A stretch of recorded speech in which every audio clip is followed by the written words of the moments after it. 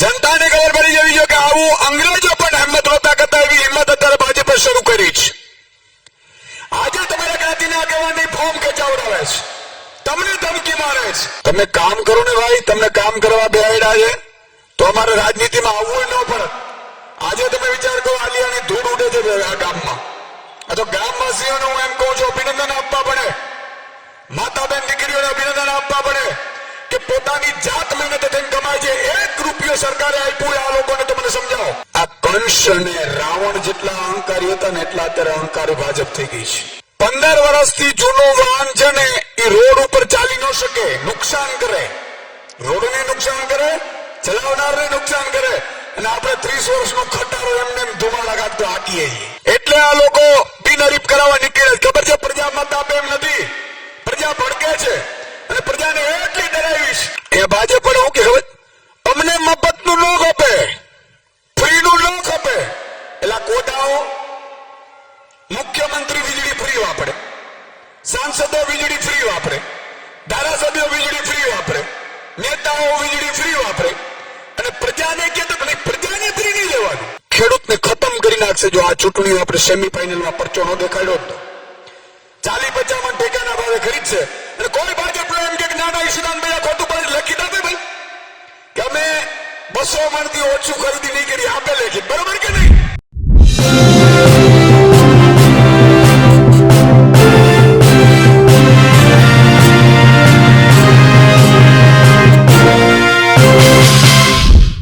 સ્થાનિક સ્વરાજની ચૂંટણીઓમાં આમ આદમી પાર્ટીના પ્રદેશ અધ્યક્ષ ઈશુદાન ગઢવી પ્રચારમાં હતા. પ્રચારમાં અલિયા ગામે તેઓએ ખેડૂતોને કહ્યું કે આ ચૂંટણી ખેડૂતોના અસ્તિત્વની ચૂંટણી છે.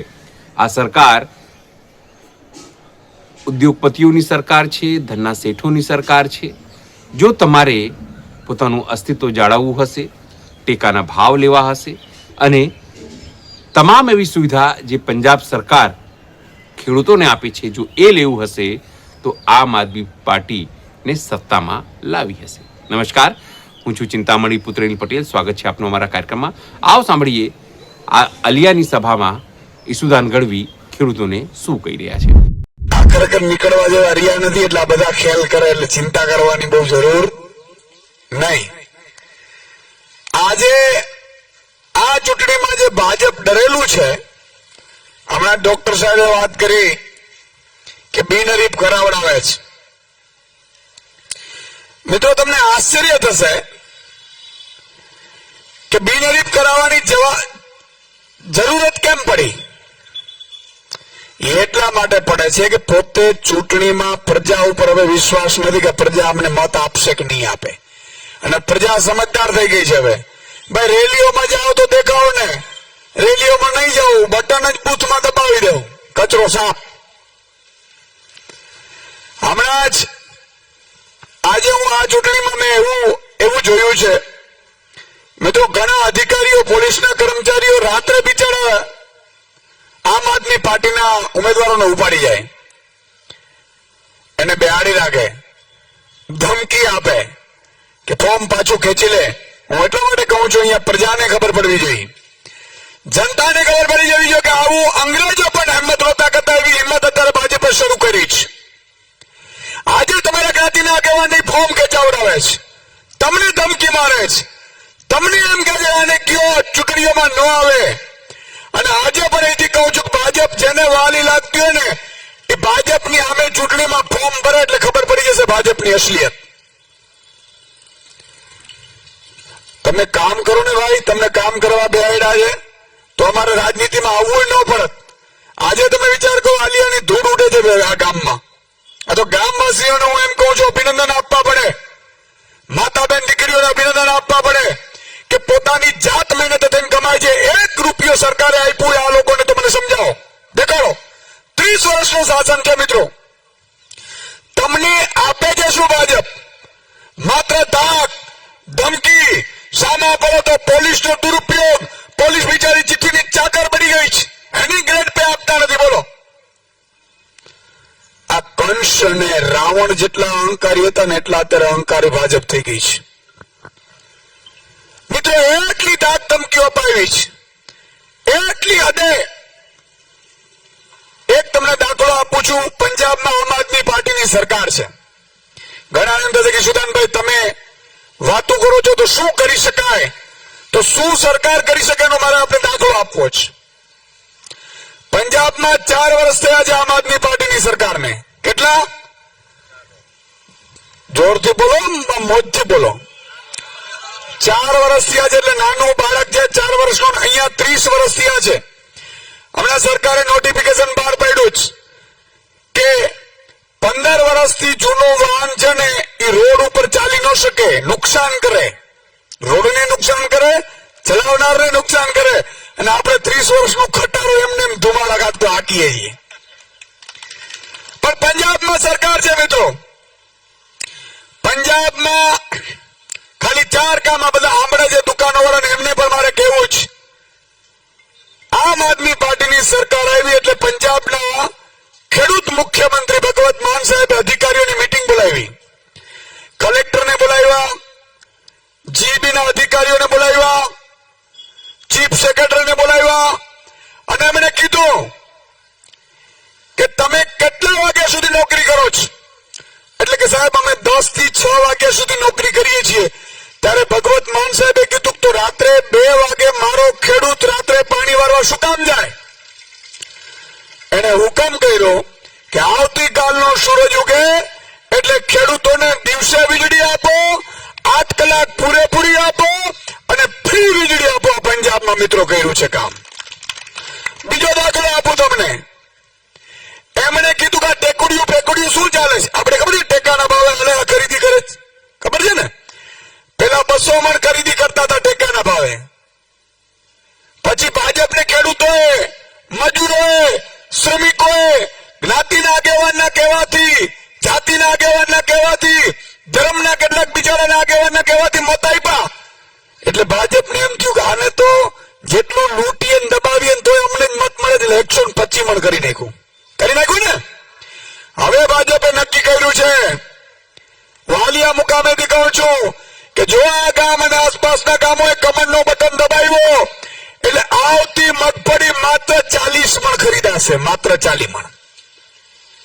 નક્કી તમારે કરવાનું છે. અને પંજાબમાં શું થયું એ દાખલો આપો મિત્રો.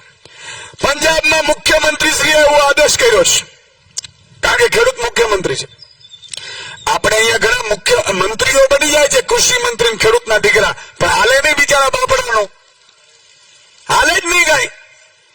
મંત્રી બને, શિક્ષણ મંત્રી બને અને ખબર ન હોય શિક્ષણમાં શું કરવું, કૃષિ મંત્રીને ખબર ન હોય કે મારા ખેડૂતને આવક કેમ વધારવી, ખાલી વાયદા કરે આવક ડબલ કરીશું. એકવાર બોલતા બોલી ગયા 2022માં આવક ડબલ કરીશું. હારી 2022 નજીક આવી ગઈ, આવક ડબલ ન થઈ. હવે 2047 ની જ વાત કરે, જો નજીકની વાત જ ન કરે. આવક ડબલ થઈ ગઈ.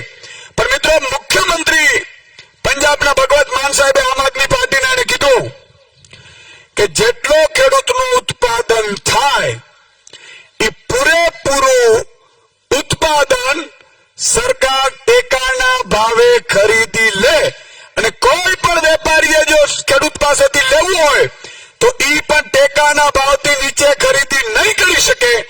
એટલું નહીં, સેમ ડે પેમેન્ટ પણ નાખી દઈએ. તાળીઓ પાડો ગયું હોય તો. અહીંયા મને એટલી રજૂઆતો આવી કે સુદાનભાઈ 3 મહિના ત્યાં પેમેન્ટ નથી આવતું, તો રૂપિયા કોણ વાપરે? પડી ખબર? 200 500 કરોડ રૂપિયા હોય એ 3 મહિના વાપરવા મળે તો માણસ માલામાલ થઈ જાય કે ન થઈ જાય? ભાઈ આ ધંધો કરે છે આ કોડાઓ. એટલે આ લોકો બિનહરીફ કરાવવા નીકળે. ખબર છે પ્રજા મત આપે એમ નથી, પ્રજા ભડકે છે. અને પ્રજાને એટલી ડરાવીશ કે વાત જવા દો. મને ઘણા પોલીસ મિત્રો કહેતા હોય છે, અંગત મિત્રો, મને કહે સુદાનભાઈ રાજીનામું આપી દઈએ. મેં તો કેમ? મને કે આ લોકોએ તો ઉપાડો લીધો જ, અમારી પાસે એટલા પાપ કરાવડાવે છે કે વાત જવા દો. મેં કીધું ખાલી 1.5 વર્ષ છે, ચિંતા ન કરો, આ કળાશ નીકળી જાય. 1.5 વર્ષમાં ઘર ભેગીને થઈ જાય. અને આ સેમીફાઈનલ છે, ફાઈનલમાં આવશે એટલે એ પૂરું થઈ જાય 27માં. આ છે ને આંકડો છે, દૂરથી જુઓ તો તમને ગાય માતા લાગે. અને ગાય માતા લીલા ઘાસ ખાતી હોય એટલે આપણે એમ દેખ ભાઈ ગાય માતા ભલે ચરે, નજીક જાઓ તો ખબર પડે કે આંકડો લોકોએ ગાય માતાના નામે રૂપાડા કહીને એવી રીતે પ્રજાને લૂંટા છે. ખુલ્લા ખેતરોમાં ચડ્યા, બ્રિજના બ્રિજ ખાઈ જાય, રોડના રોડ ખાઈ જાય. તમે જો તો બ્રિજ 6 વર્ષમાં તૂટી જાય. બોલો, અંગ્રેજો બનાવતા હતા ને તો 100 વર્ષ સુધી તૂટતા નહોતા બ્રિજ. કરસનદાસ માણેકની રચના છે મિત્રો, કે મને એ જ નથી સમજાતું કે શાને આવું થાય છે. મને એ જ નથી સમજાતું કે શાને આવું થાય છે. ફૂલના ડૂબી જતા ને પથરા તરી જાય છે. છે સૂકું તણકલું દોયલું ગાય માતાને, છે સૂકું તણકલું દોયલું એટલે કે ગાય માતાને સૂકું ઘાસનું તણકલું ખાવા માટે નથી મળતું, અને લીલાછમ ખેતરો આખલાઓ ચરી જાય છે. મને એ જ નથી સમજાતું કે શાને આવું થાય. તો ઈ કેવા શું માંગે છે કવિ? કેવા ઈ માંગે છે કે જે રીતે ભાજપના નેતાઓ ગ્રાન્ટોમાં, કોન્ટ્રાક્ટરોમાં, કંપનીઓમાંથી જે જેસીબીઓથી ઉલેચ્યા છે સાહેબ, ગરીબને અત્યારે નવાજૂની કરવા માટે રૂપિયા નથી ખેડૂતને. સાચી વાત કે નહીં? આ ધિરાણ રૂપિયા 3 લાખ ને 5 લાખ રૂપિયા આપણી ઉપર દેવું છે, એનું આપણે નવાજૂની નથી કરી શકતા સાહેબ. એવી હાલત છે. અને આખલાઓ 50-50 લાખ રૂપિયા ફોર્મ ખેંચાવાના આપે છે. આ વાસ્તવિકતા છે. તો હું સાથે પંજાબના કામો પર તમને ગણાવતો જાઉં છું. ભગવત માન સાહેબે એવું કીધું કે પૂરેપૂરો ઉત્પાદન જેટલું થાય ખેડૂતોને ખરીદવાનું અને સેમ ડે પેમેન્ટ કરવાનું. ત્રીજું કામ મિત્રો, આજે અહીંયા ઘણા લોકો હશે, ઘણી જગ્યાએ ગરીબોએ આપણે લંગડિયા નાખીએ એટલે જીબી વાળા આવે, આવીને 50,000 નું ધન ફટકારે. હવે વાપરે કેટલું? 2, 5, 25 યુનિટ વાપરતું હોય. 200 યુનિટ માંડ વાપરે મહિનાનું. પણ નહીં, તમે નહીં વાપરી શકો મિત્રો. પંજાબમાં આમ આદમી પાર્ટીની સરકાર બની, અરવિંદ કેજરીવાલજી ભગવત માને ગેરંટી આપી હતી કે 300 યુનિટ મહિનાનું વીજળી ફ્રી અને 2 મહિનાનું બિલમાં 509 યુનિટ ફ્રી. મિત્રો પંજાબમાં 5,000 જેટલું બિલ આવે એવા 95% નાગરિકોને ફ્રી 0 બિલ આવે છે. તાળીઓ પડો એકવાર ગયું હોય. એ ભાજપ પડે હું કે હવે અમને મફતનું ન ખપે, ફ્રીનું ન ખપે. એટલે કોટાઓ, મુખ્યમંત્રી વીજળી ફ્રી વાપરે, સાંસદો વીજળી ફ્રી વાપરે, ધારાસભ્યો વીજળી ફ્રી વાપરે, નેતાઓ વીજળી ફ્રી વાપરે, અને પ્રજાને કે તો નહીં, પ્રજાને ફ્રી નહીં લેવાનું. અને પાછો ઉપરથી હરક પદુડા થાય. ખમીરવંતી ગુજરાતની પ્રજા છે. એટલે ખમીરવંતી નથી, અમારા વાહ ડાઘા થઈ ગયા. આ ખમીરવંતી છે. તમે મફત નો લ્યો હારાઓ, અને અમારો વારો આવે છે કે નહીં તમે ખમીરવંતો, તમારે ન લેવાય. સ્કૂલ તો કે આપણે કરો. આ તો સારું તો અલિયા બડા વર્ષો પહેલા બની ગયું એટલે બની ગયું, નવોદય બાકી વારો નથી આવતો. હવે બીજી વાત, માતા બેન દીકરીઓ અહીંયાથી સાંભળતી હોય તો કહી દઉં મિત્રો, ગુજરાતમાં 30 વર્ષથી સરકાર છે. એક પણ મહિલાના ખાતામાં એક નયો પૈસો નાખ્યો હોય તો મને કયો. નાખ્યો જ કોઈનો? નાખ્યો છે મિત્રો? પંજાબમાં 4 વર્ષની માત્ર સરકાર છે, માત્ર 4 વર્ષની. 18 વર્ષથી ઉપરની દરેક મહિલાને, ઘરમાં 3 મહિલા હોય તો 3, 4 હોય તો 4, મહિને 1000 રૂપિયો, અને એસસી સમાજની એટલે દલિત સમાજની મહિલાઓને મહિને 1500 રૂપિયા નાખવામાં આવે છે. એકવાર તાળીઓ એના માટે થઈ જાય. અને તોય બજેટ લોસમાં નથી. આમ આદમી વાળી શું પાર્ટી શું કરે છે ખબર છે મિત્રો? સરકાર પાસે રૂપિયાનો કોઈ કમીનો જ નથી. ખજાનો છે. હું જોઈ આવ્યો છું ખજાનો. હોના મોરનો ખજાનો ટૂંકો પડે ને એટલો ખજાનો સરકાર પાસે છે. પણ એનો મોરો છે ને, મોરો ઈ ભાજપના નેતા અને અધિકારીઓ બાજુ છે. આમ આદમી પાર્ટીની સરકાર જાશે, બનશે એટલે એનો મોરો છે ને પબ્લિક બાજુ આમ કરી દેવું એટલે બધો ખજાનો તમારા ઘરમાં આવશે સાહેબ. અને એની આ સેમી ફાઇનલ છે. એટલે આજે હું તમારી વચ્ચે આવ્યો છું. ભૂપતભાઈના ત્યાંથી જયશ્રીબેન ચૂંટણી લડી રહ્યા છે. તાલુકા પંચાયતમાં પણ આપણા ઉમેદવાર મિતેશભાઈ ચૂંટણી લડી રહ્યા છે. તમારે ઝાડુ જોવાનું છે, મજબૂતાઈથી કામ કરશે.